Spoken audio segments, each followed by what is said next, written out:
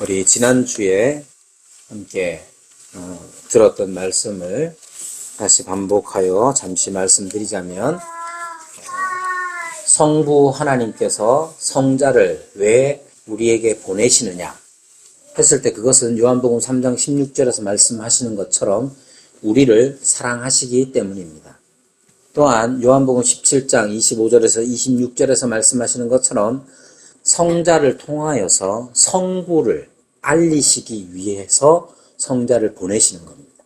즉, 성부께서 성자를 우리 가운데로 보내시는 것은 우리를 사랑하시기 때문이며 성부를 알리시기 위해서 보내시는 겁니다. 뿐만 아니라 더하여서 성자를 향한 성부의 영원한 사랑이 자기를 믿는 자들에게도 있게 하고, 성부께서 성자를 즐거워하신 것처럼 우리도 성자를 즐거워하도록 하기 위하여서 성자를 보내시는 거예요. 말이 많아서 반복되어서 어려울 수 있죠. 예수님을 우리에게 왜 보내셨습니까? 우리 사랑하시기 때문에. 그럼 사랑하신다는 건 어떤 거냐면, 우리가 예수님을 통하여서 하나님을 사랑하는 자가 되도록 하기 위함입니다. 여러분, 사랑받는 건 행복하고 즐거운 일이죠? 성부께서 성자를 보내셔서 우리에게 그 행복을 주시는 겁니다. 뿐만 아니라 성부께서 성자를 보내심으로써 성부께서 성자를 얼만큼 사랑하시는지를 또한 알게 하십니다. 결국 성자를 우리에게 보내시는 까닭은 성부께서 성자를 참으로 사랑하셨기 때문에 그렇습니다. 자, 구원이란 무엇이냐 하면 바로 이것이 핵심적인 개념이에요. 구원이란 뭐냐? 구원받으면 어떻게 됩니까? 구원받으면 장사도 잘 됩니다. 자꾸 이런 말만 하지 마시고, 병이 났습니다, 자식이 잘 됩니다, 이런 말만 하지 말고, 또는 어려움에서 벗어날 수 있습니다. 당연히 모든 말 다 맞는 말이지만, 그 모든 현실적인 악에서 건져내는 이 일을 왜 주시느냐, 혹은 우리가 구원받음으로써 아주 어려운 일을 겪을 수도 있고, 구원받은 상태에서 우리는 실패를 경험할 수도 있습니다. 그걸 왜 모든 것들을 주시느냐 하면, 이 모든 상황에서 우리를 사랑하시고 하나님을 사랑할 수 있도록 하기 위함입니다. 결국 우리에게 주시는 구원이란 하나님을 사랑하도록 하는 겁니다. 하나님을 사랑한다는 것은 어떤 것이냐? 우리가 하나님을 사랑한다는 건 어떤 거냐? 어떤 의미를 담고 있느냐 하면, 영원 전부터 성부께서 성자를 사랑하신 것 같이 성자를 사랑할 수 있게 되는 것입니다. 구원받는 건 사랑하는 거예요. 누구를? 하나님을. 근데 하나님을 사랑할 때에 그 하나님을 사랑한다는 게 어떤 거냐면, 성부께서 영원전에 성자를 사랑하셨죠? 그 사랑을 우리가 할 수 있는 거예요. 우리는 예수님을 구원받은 사람으로서 예수님을 사랑합니다. 여러분, 이런 말 만약에 처음 들어봤으면 여러분의 구원을 다시 한번 생각하셔야 돼요. 여러분, 구원받는 게 뭐예요? 천국 가는 거예요. 천국 가서 뭐해요? 자꾸나 천국 가서 뭐하노? 안 죽어요. 안 아파요. 안 죽고 안 아프면 뭐 어쩌란 말이에요. 안 죽고 안 아픈 게 대수가 아니고, 안 죽고 안 아프죠. 그래서 뭐 할 거예요? 안 죽고 안 아프고 안 슬퍼서 뭐 할 거냐고요. 그 말이 뭐냐? 구원이란 하나님을 사랑하는 거예요. 여러분, 우리가 하나님을 사랑한다고 했을 때는 성부께서 성자를 사랑하신 것처럼 사랑하는 거예요. 구원은 성부의 사랑을 받는 거예요. 영원 전부터 성부께서 성자를 사랑하시고 성자는 성부의 사랑을 받으신 것처럼 우리가 성부의 사랑을 받는 것, 그것이 구원이에요.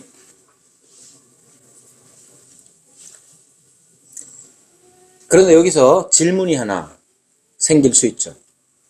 어떻게 나를 창조하신 분이 자기 아들, 영원한 아들을 대하듯이 나를 대할 수 있는가 하는 거예요.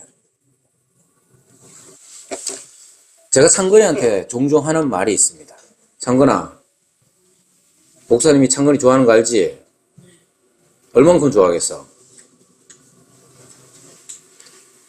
내가 창건이한테 자주 이런 얘기합니다. 창건이 내가 좋아하는데, 좋아하기는 하지만 내가 미나처럼 좋아하진 않는다. 내가 창건이를 사랑하는데 미나나 주나를 사랑하듯이 창건이를 사랑하진 않아요. 왜 그럴까요? 근데 그렇게 말하면 창건이가 막, 목사님 섭섭합니다, 이렇게 말한 적이 한 번도 없습니다. 목사님한테 그런 말 들어봤지? 네. 그래, 섭섭하더나? 야는 왜 섭섭하지 않을까요? 저 아버지 따로 있거든요. 내가 저 아버지 아니잖아. 그래서 야도 그걸 알아요. 생각해보세요. 하나님이 우리를 사랑하신대. 어떻게? 성자를 영원 전부터 성자를 사랑하시는 그 사랑으로 우리를 사랑하신대. 이게 말이 됩니까? 우리가 뭐라고? 어떻게 그런 일이 있을 수 있습니까? 우리가 뭐라고 그렇게 사랑할 수가 있냐고요.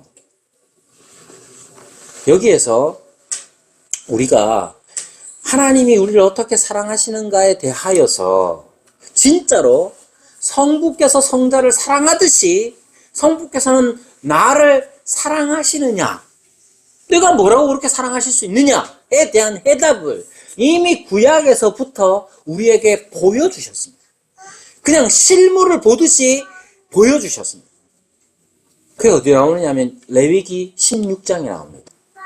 레위기 16장의 내용은 욤키프, 즉 속죄일, 대속죄일, 음력, 그들의 달력 음력 7월 10일에 있는 대속죄일, 그날에 일어나는 일들에 대하여서 기록해 놓은 거예요. 레위기 16장에 7월 10일 날 있는, 음력 7월 10일 날 있는 그 대속죄제에 관하여서 말할 때에 한번 집에 가서 읽어보세요. 그것이 우리에게 무엇을 의미하는지 간단하게 얘기하면 대속죄일이란 대제사장이 1년에 한 번 이스라엘의 죄를 속하기 위하여서 휘장을 지나 지성소로 나아가는 것까지 포함합니다. 이때 송아지도 잡고 염소도 잡고 하는데 이것은 아론 대제사장 아론의 죄를 속할 뿐만 아니라 이스라엘의 죄를 속하는 모든 과정들이 거기에 나와 있습니다. 거기에 특별히 속죄제를 드리기 위하여 대제사장이 무엇을 하느냐 하면 향을 가지고 하나님 앞에 향을 분향하는 것, 향을 올려드리는 장면이 나옵니다. 그리고 이 향에 관하여서 성경에서 가르치는 것은 그것은 기도라고 가르치고 있습니다. 이 모든 내용들 우리가 생각할 때에 아론 대제사장이 속죄제 물을 잡아서 그 속죄의 피를 가지고 속죄소 안으로 들어가서 뿌리고 이 모든 과정들 속에 향이 있다는 내용이 신약적으로 이야기하면 속죄소에 피를 뿌리는 것 자체가 무엇을 의미하느냐면 예수님께서 우리의 죄를 속하시기 위하여 피를 흘리시는 것을 말합니다. 그런데 피를 흘리시기 전에 주님께서 하신 일이 뭐냐 하면 요한복음 17장에 나오는 기도예요. 앞서 말씀드린 대로 레위기 16장에 나오는 피를 뿌리기 전에 향을 피우는, 분향하는 이 일이 결국 그리스도의 기도로서 이루어지는 것이죠. 전체의 맥락, 전체의 내용들을 보면 우리가 잘 아는 바대로 예수님께서는 대제사장이시자 속죄의 제물이 되셔서 이스라엘의 피를, 이스라엘의 죄를 속하는 사역을 직접 담당하십니다. 그러나 그 전에 향을 피우심으로써 예수님께서 요한복음 17장에서 행하신 예수님의 기도가 온전히 그 의미를 드러내는 거예요. 그때 무엇을, 어떤 복장을 하고 가느냐 하면 대제사장, 아론 대제사장이 지성소로 들어갈 때에, 향을 가지고 들어갈 때에 하는 일 중에 하나가 의상 중에 하나가 뭐냐 하면 이스라엘의 이름, 각 지파의 이름이 새겨진 보석, 12보석을 가슴에, 흉패에 달아서 들어간단 말이에요. 이것은 무엇을 나타내느냐 하면 성자께서 우리를 어떻게 대표하시는지를 보여주시는 겁니다.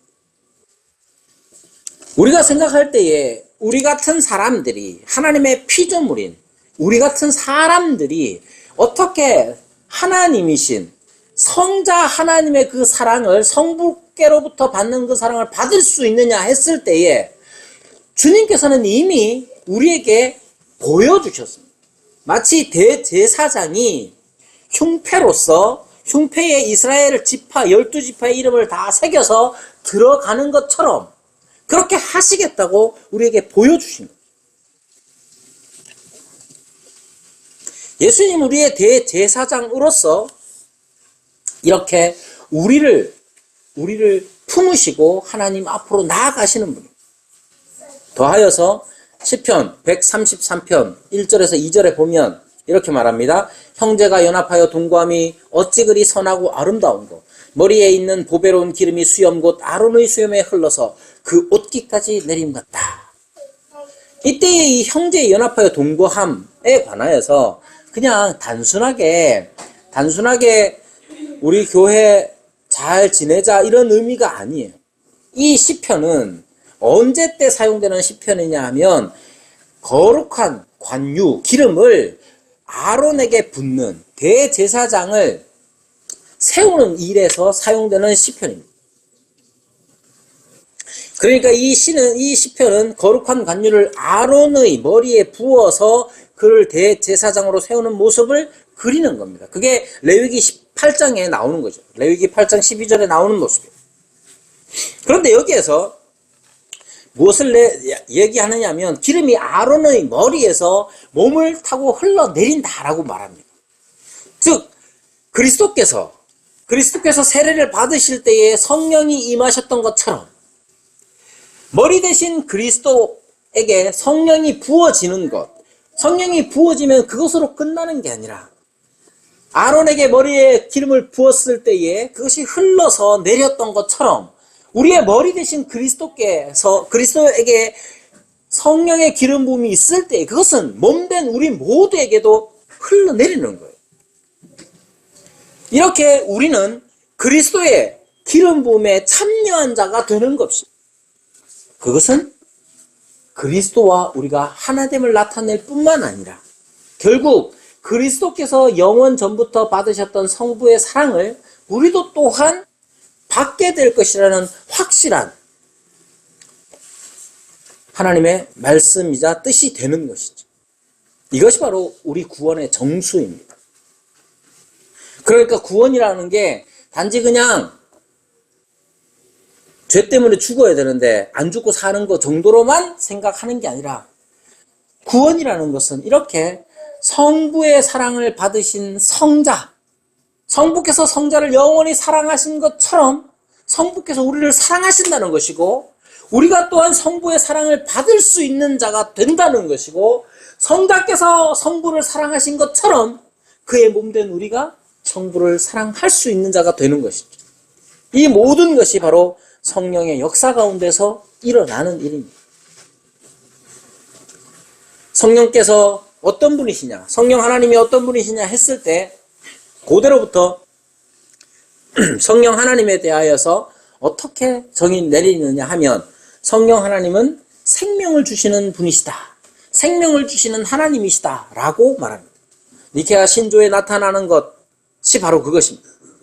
성령께서는 태초에 사람을 지으실 때뿐만 아니라 성령께서는 예수님께서 부활하실 때에도 부활의 영으로 역사하셨습니다. 이후에 우리에게도 성령께서 역사하시는 것이죠. 성령의 역사가 어떠한 것이냐 했을 때 에베소서 2장 1절에 보면 인간 존재에 대해서 이렇게 말합니다. 죄와 허물로 죽었던 너희. 인간은 죄와 허물로 죽은 존재입니다. 자, 장건이 살아있나 죽었나? 와, 창건이 살아있습니다. 그런데 성경은 뭐라고 말하느냐? 창건이는 죽었다 이렇게 얘기해요. 창건이가 살아있는데 죽었다는 게 무슨 뜻이냐 했을 때, 이때의 이 죽음이라는 것은, 사망이라는 것은 자기의 마음이 하나님으로부터 돌아선 거예요. 하나님으로부터 돌아서는 것. 즉 태초부터 우리 인간은 하나님을 사랑하도록 지음을 받았는데, 사랑을 하도록 지음받은 사람이 하나님을 사랑하지 않고 그 사랑의 방향을 돌이켜서 자기를 사랑하는 자가 되는 것이죠.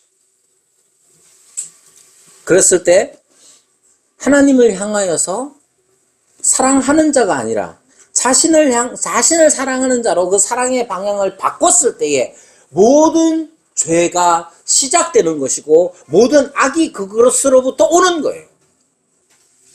우리가 바라는 모든 욕망들, 우리가 바라는 모든 열망들은 다 자기를 향한 것이 된 것이죠.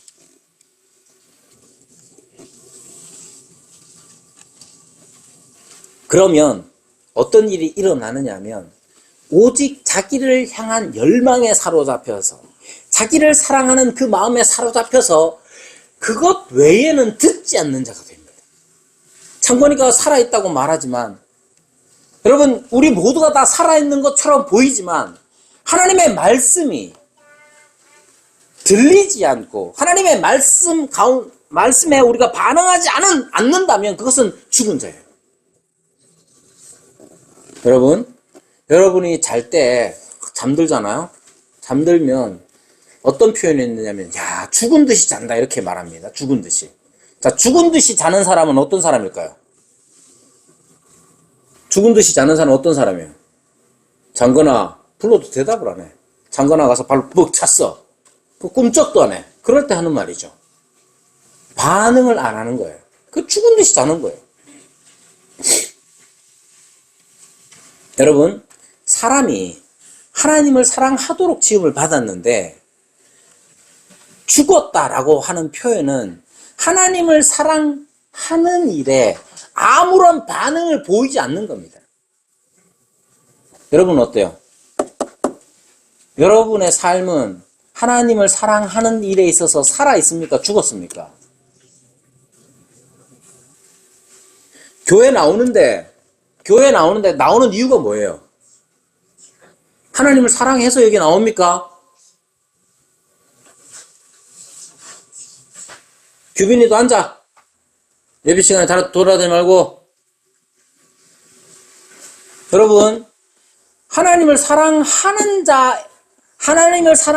일에 우리가 살았습니까? 죽었습니까? 그것이 핵심입니다. 이전에 우리는 하나님을 사랑하는 일에 죽은 자예요. 아니, 목소리를 이렇게 큰데요? 목소리 큰데 그 큰 목소리로 뭘 합니까? 내게 뭘 주십시오만 하고 있어요. 자기 자신을 향한 사랑에만 목소리가 큰 사람, 그런 사람이 아무리 기도를 크게 하고 아무리 기도를 많이 해도 자기 자신을 향한 사랑이라면 그것은 구원받은 자가 아니에요. 성령께서 하시는 일은 무엇이냐면, 이렇게 죄와 허물로 죽은 우리의 마음에 새 생명을 주시는 거예요. 죄와 허물로 죽은 우리의 영혼을 새롭게 살리시는 거예요. 새롭게 산 생명, 새로워진 거듭난 생명의 특징이 뭐냐? 하나님을 향하여 반응하는 겁니다. 우리는 그 누구도 우리 스스로의 노력이나 우리 스스로의 지식으로 주님을 향하여 돌아서지 못합니다. 오직 성령께서 우리 가운데 우리의 영혼에 새 창조를 행하실 때, 창조의 영이신 그분, 부활의 영이신 그분이 죄와 허물로 죽은 우리의 영혼을 새롭게 창조하시고 새 마음을 우리에게 주실 때에 우리는 거듭나는 것이죠. 그럼 어떻게 성령께서 역사하시느냐? 성령께서 우리에게 새 창조를, 부활의 영을 부어주시는 것 자체는 눈으로 볼 수가 없어요. 나타나는 현상으로 판단할 수밖에 없습니다. 즉 죄와 허물로 죽은 자들은 하나님의 말씀과 하나님을 사랑하는 일에 있어서 반응이 없습니다. 새 창조의 영, 부활의 영이 성령이 역사하신 후에는 어떻게 되느냐 하면 반응하죠. 똑바로 앉아, 황규빈. 목사님 봐.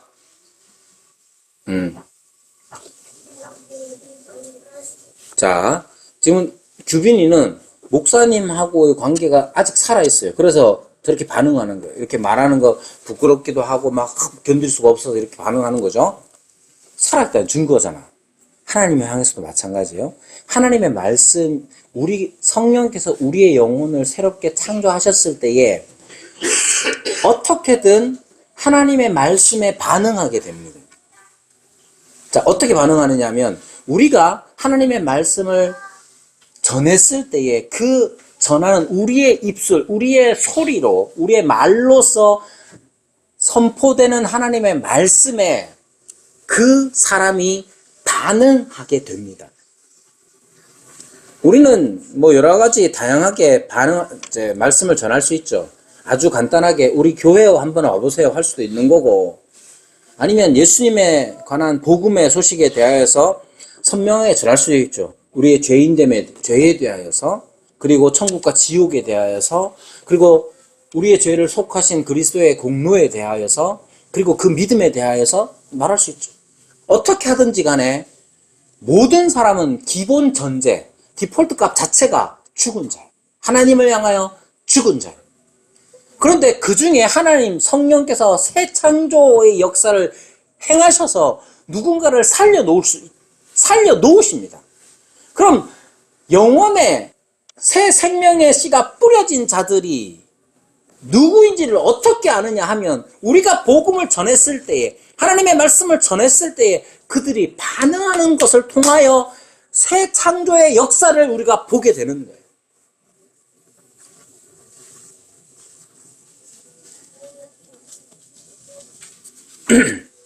성령께서는 이렇게 우리 가운데로 오셔서 새 생명을 주시고 우리 가운데로 오셔서 새로운 마음을 주십니다. 그래서 우리에게 성령의 역사는 새로운 마음을 주시는 것이에요. 그런데 이 새로운 마음이라는 것은 단지 그냥 어떤 마음의 상태, 이런 정도가 아니에요. 성령께서 우리에게 주시는 것은 어떤 것 정도가 아니라 성령 하나님 자신을 우리에게 주시는 거예요.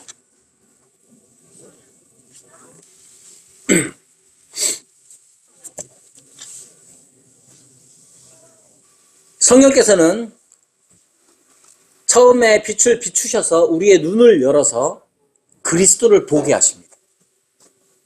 그리고 성령께서는 우리에게 온기를 부어 주셔서 예수 그리스도를 향한 새로운 상태, 예수 그리스도를 향한 새로운 생명이 싹트고 자라날 수 있도록, 그 열을 발할 수 있도록 성령께서는 우리에게 역사하십니다. 이전에는 자기만을 위하여 살던 사람이, 죄와 허물로 죽은 사람이 성령의 역사로 말미암아 새 생명의 씨가 뿌려지고 밖에서 들리는 복음의 말씀에 그 새 생명의 씨앗이 발화하여서 새로운 삶을 살게 하는 것, 그것이 구원의 삶인 것이죠. 그리고 그 시작은 어떻게 되느냐 하면, 새 생명의 시작은 어떻게 되느냐, 어떻게 발화하고 자라게 되느냐 하면 그리스도를 즐거워하고 사랑하는 것으로 시작하는 겁니다. 여러분, 우리가 구원받았느냐, 구원받은지 어떻게 알아요? 믿습니다. 100번 하면 됩니까? 내가 예수님을 믿습니다 하면 그게 구원받은 겁니까? 그 믿음이라는 것이 구체적으로 어떻게 밖으로 드러나느냐 하면 그리스도를 알고 그리스도를 사랑하는 것으로 드러나는 겁니다. 우리가 지금 말하는 그리스도는 성자 하나님이신데, 성자 하나님을 사랑하는 일은 어디에서부터, 언제부터 비롯된 것이냐, 누구에게서부터 비롯된 것이냐 하면 바로 성부께서, 아버지께서 성자를 사랑하시는 것에서부터 시작되었고 비롯된 거예요. 그러니까 우리가 그리스도를 사랑하기를, 그리스도를 알기를, 그리스도를 사랑하기를 시작했다면 그 그리스도를 향한 사랑의 질이라는 것은 바로 성부의 사랑이라는 거예요. 우리가 구원받았다는 것은 바로 이 그리스도를 향한 사랑을 시작했다는 거예요. 우리가 구원받았다는 것은 하나님의 사랑을 받는 것이죠. 영원전부터 하나님의 사랑을 받으신 분은 바로 성자 하나님이십니다. 우리가 하나님의 사랑을 느끼고 하나님의 사랑을 받는다고 깨달을 때에 그것은 영원전에 성자께서 받으셨던 사랑입니다. 어떻게 일이 가능하냐? 성령께서 우리에게 오셔서 내주하시기 때문이에요. 성령께서 우리에게 베푸시는 은혜는 택배 같은 게 아니란 말이에요. 택배 기사가 어떻게 합니까? 우리에게 좋은 것을 주죠? 좋은 것을 어떻게 주느냐? 놓고 가버립니다. 하나님께서 우리에게 주시는 은혜라는 건 택배 기사가 놓고 가는 그런 택배 정도가 아니에요. 성령께서 오셔가지고 옛다 구원이다 받아라 하고 그냥 가버리시는 게 아니라 성령께서 오셔서 구원을 주시는 새 역사, 새 창조의 영이신 그분이 우리에게로 오셔서 우리 가운데 거하십니다. 우리 가운데 거하시기 때문에 일어날 수 있는 일이 뭐냐? 성부께서 성자를 사랑하시듯 성부의 사랑을 우리가 받는 거예요. 성부께서 성자를 사랑하시듯 우리가 성자를 사랑할 수 있는 것, 그것이 우리 가운데 내주하시는 성령의 역사인 것이죠. 그래서 오늘 본문이 그렇게 말하는 겁니다. 내가 아버지께로부터 너희에게 보낼 보혜사 곧 아버지께로부터 나오시는 진리의 성령이 오실 때에 그가 나를 증언하신다. 그가 나를 증언하신다는 건 어떤 의미냐? 앞서 말씀드린 대로 그리스도를 알게 하죠. 그리스도가 어떤 분인지를 알게 하며 그리스도께서 영원전부터 받으신 사랑에 관하여서 알게 하는 것. 이것이 우리의 구원이에요.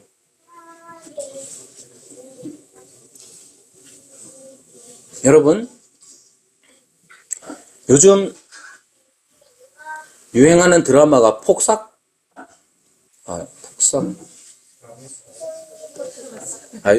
늙었수다로 자꾸 농담을 해요. 수고했다는 뜻이죠. 하여튼, 폭삭이라고 합시다. 갑자기 제목이 생각이 안 나는데. 저도 이제 조금밖에 못 봤어요. 이제, 거기에 나오는 내용들은 보면 대부분 이제 사랑에 관한 얘기죠. 근데 그 사랑이라는 것을 보면서, 예를 들면, 관식이가 애순이를 사랑하는 모습들을 보면서 우리가 막 감동을 느끼는 것은 그 사랑이라는 어떤 것이 주는 아름다움 때문입니다. 성령 하나님께서는 우리에게 사랑을 깨닫게 하심으로써 그리스도의 아름다움을 누리게끔 하십니다. 여기에서 우리는 더 나아가서 경건이나 성화 같은 것들을 또한 생각할 수 있어요. 여러분, 경건이나 성화는 단순히 어떤 사람보다 더 착한 사람이 된다거나 어떤 행동을 더 열심히 한다는 의미가 아니라 그것들이 포함되긴 하지만 더 중요한 건 경건이란 하나님을 닮아가는 것이에요. 하나님을 닮아간다는 건 사랑하는 존재가 되는 겁니다. 영원전부터 하나님은 사랑이십니다. 영원전부터 하나님은 사랑하시는 분으로 계셨던 거예요. 하나님을 닮아간다는 건, 경건하다는 건 하나님을 닮아간다는 건데, 하나님을 닮아간다는 건 하나님을 사랑한다는 거예요. 사랑하는 존재가 된다는 거예요. 사랑하는 존재가 된다는 건 나 자신을 향하는 것이 아니라 밖을 향하는 거예요. the extra. 밖을 향하는 거예요. 밖을 향한 사랑이 바로 핵심이에요. 우리가 아담과 하와가 범죄하듯이 자기 자신을 향한 사랑이 아니라 하나님께서 본래 그러하듯이 자기 자신을 향한 사랑이 아니라 밖을 향하여 성부께서는 성자를 사랑하신 것처럼 우리도 또한 하나님을 사랑하는 자가 바로 하나님을 닮는 자요. 그것이 경건한 자요. 그것이 우리가 이루는 성화인 것입니다. 성령께서는 우리로 하여금 그리스도를 알고 사랑할 수 있게 하실 뿐만 아니라 그리스도의 마음을 주셔서 우리가 그리스도를 닮아가도록 하십니다. 그리스도를 닮는다는 것은 무엇보다도 성자의 가장 큰 특징인 성부와의 관계, 곧 성부의 사랑과 생명을 알고 또 받아 누리는 거예요. 이것이 바로 우리가 경건과 성화를 이해할 때 이렇게 이해해야 하는 것입니다. 성령께서는요, 하나님의 말씀을 통하여서 하나님의 말씀과 더불어서 우리를 깨닫게 하십니다. 성경과 더불어 성경을 통해서 예수님이 하나님이심을 깨닫게 하시고, 성경을 통해서 하나님이 사랑하시는 분이심을 깨닫게 하시는 것이 바로 성령의 역사입니다. 우리가 사랑하시는 하나님 안에 있음을 또한 깨닫게 하죠.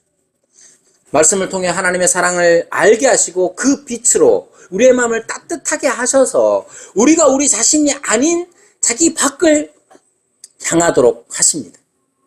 하나님을 사랑하는 자로 살게 하시고 또한 우리 곁에 있는 이를 사랑하도록 그렇게 하십니다. 여러분, 성령께서 우리 가운데로 여러분에게로 오셔서 내주하신다는 것을 믿는다면 두 가지가 있어야 합니다.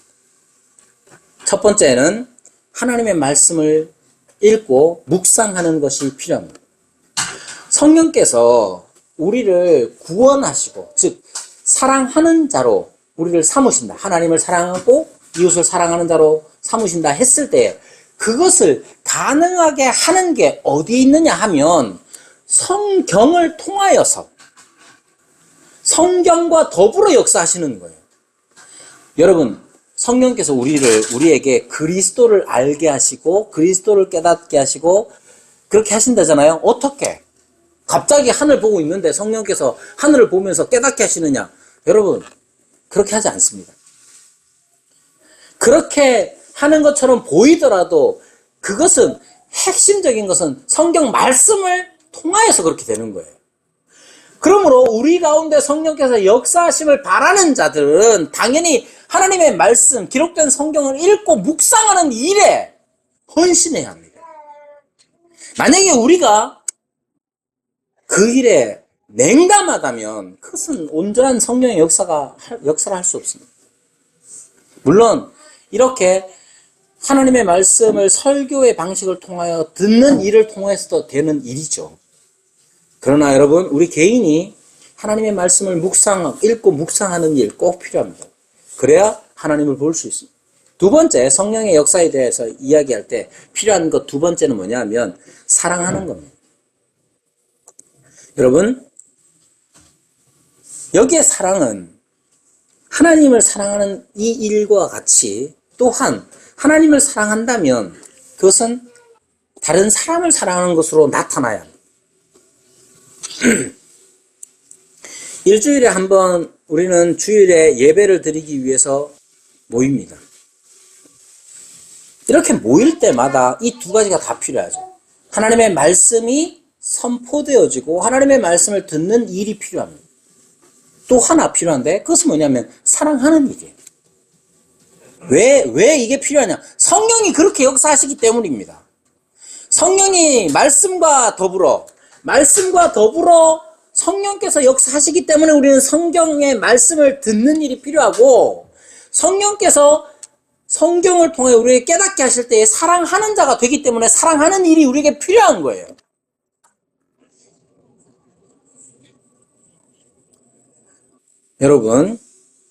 여러분이 구원받았고 여러분이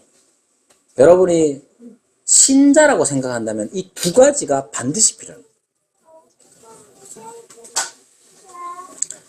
여러분, 사랑하는 자로 살아가고 있습니까? 누굴 사랑해야 될까요? 남편은 아내를 사랑해야죠. 아빠는 자식을 사랑해야 되고요. 거기에 더하여서 우리는 다른 사람을 사랑할 수 있어야 됩니다. 사람을 사랑할 때에는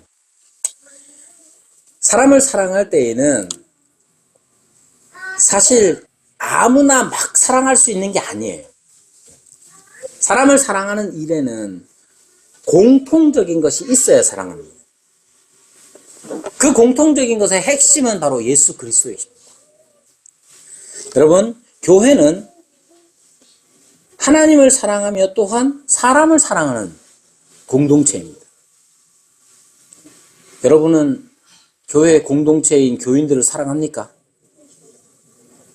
한번 장관아, 장로님 사랑하나? 네. 아유, 그래. 한 명씩 다 물어봐야 되겠다. 유복희 집사님은 사랑하나? 네. 그래. 정영경 집사님은 사랑하나? 네. 야, 막 대답하네. 제가 이렇게 묻는 이유가 있죠. 유복희 집사님을 사랑하듯 정영경 집사님을 사랑할 수는 없습니다. 반대도 마찬가지입니다. 여러분, 우리는 사랑할 시간이 필요합니다. 말씀을 묵상하고 사랑할 시간이 필요합니다. 사랑은 언제, 어떻게 시작하느냐? 여러분, 함께 있을 때에 사랑을 시작할 수 있는 거예요. 그러니까 여러분, 우리가 성령의 역사를 생각할 때에 성령의 이 구원하시는 역사, 성령의 이 역사를 생각할 때 그 방식은 두 가지.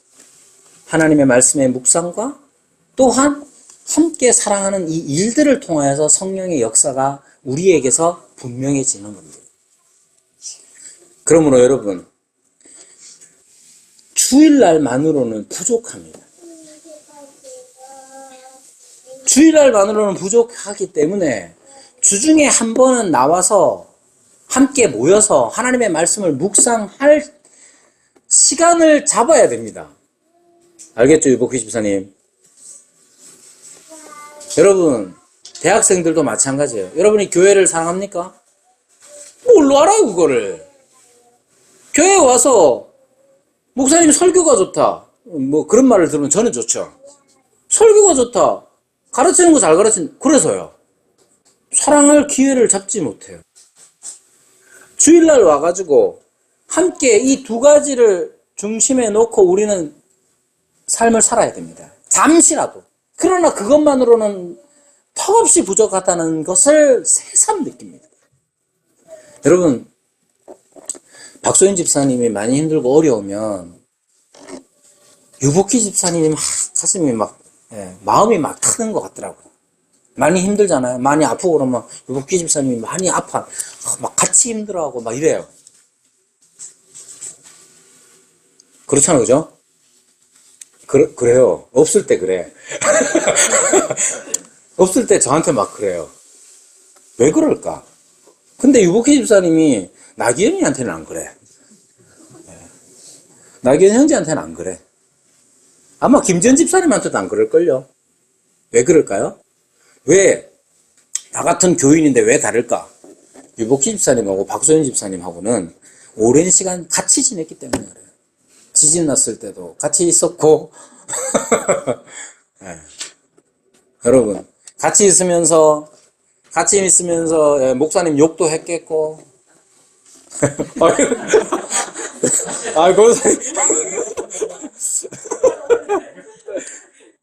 네, 핵심은 목사 욕했느냐 안 했느냐가 아니죠. 여러분, 성령께서 역사하실 때에는 하나님의 말씀과 성령의 역사의 결과로서 사랑하는 게 필요합니다.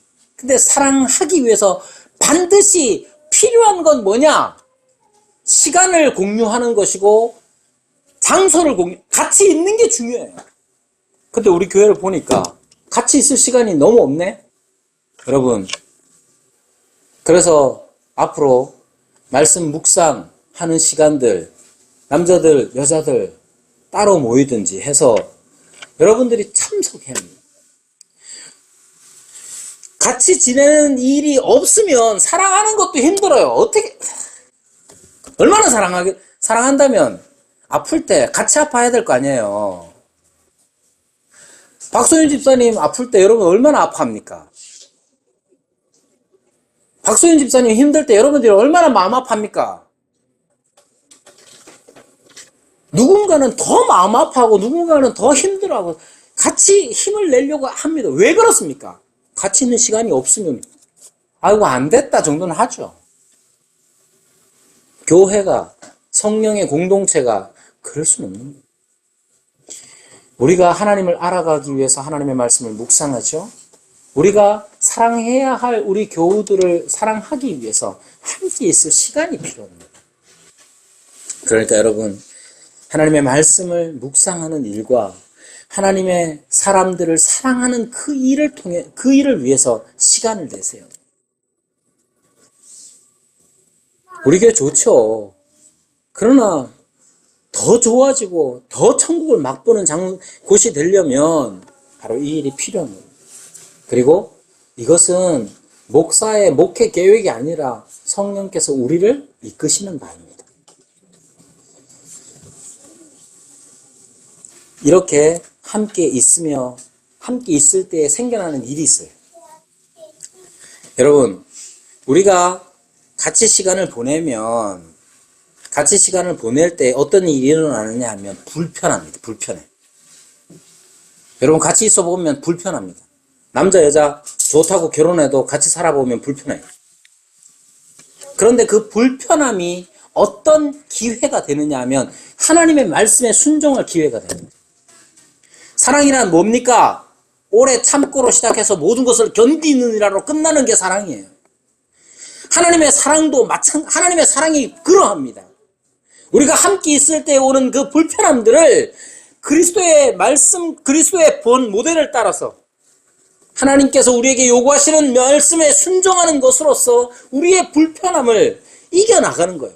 그 불편함 속에서 하나님의 말씀을 순종해 나갈 때에 우리 가운데서 일어나는 결과, 열매는 뭐냐면 우리 가운데서 하나님이 하나님 되시는 일이 일어나는 거예요.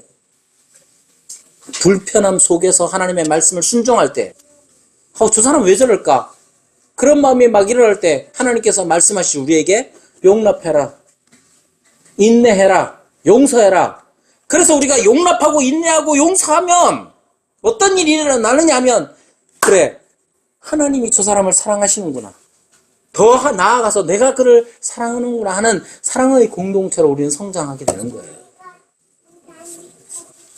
여러분, 그것이 바로 성령께서 우리에게 행하시는 역사이고 그 일이, 그 역사가 일어날 때 우리는 아름다움을 보게 됩니다. 그리고 그 아름다움은 바로 삼위 하나님의 영광입니다. 그 영광을 맛보는 교회가 되는 거 바람직하지 않습니까? 소망에 불만하지 않습니까? 그 어떤 예배당을 엄청 멋지게 짓는 스페인에 있다는 그 건물보다 더 아름답게 예배당을 짓는 것보다 우리 가운데 일어날 하나님의 아름다움의 영광, 그것을 맛보는 게 더 소망스럽지 않습니까? 그 소망스러운 영광을 사모하는 성령의 공동체가 되기를 바랍니다.